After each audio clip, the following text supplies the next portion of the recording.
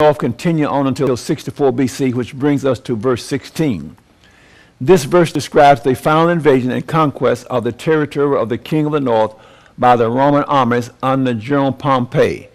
After conquering Syria and making it a Roman province, Pompey proceeded on, invading Palestine, designated as the Glorious Land, and finally subdued the Jews in 63 BC.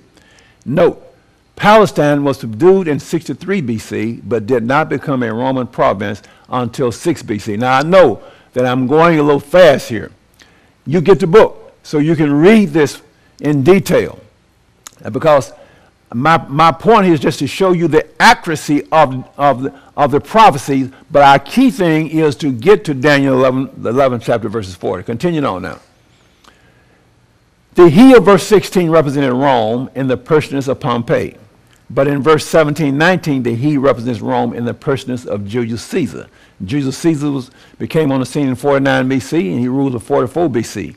The angel moves quickly from the Roman Republic, 168 BC, down to 49 BC, to the foundation of the Roman Empire, which was laid by Julius Caesar, and finally established by Augustus Caesar in 31 to 30 BC. He, Julius Caesar, shall also set his face to enter with the strength of his whole kingdom, and upright ones with him.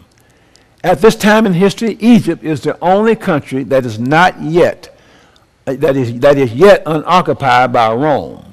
A division develops between General Pompey and Julius Caesar, which results in a civil war. Pompey is defeated and flees to Egypt. Julius Caesar pursues Pompey to Egypt with the upright ones. Harold Metcalf, in his book Insight, tells us that the upright ones were 3,000 Jews that assisted Julius Caesar in his pursuit of Pompey into Egypt. These 3,000 Jews were known as Ottomans and were led by Antipater. For a brief history of Ottoman, see SDA Bible Commentary, Volume 8, page 520. And we're moving on, saints. We're moving on. Now let's look at verses 18.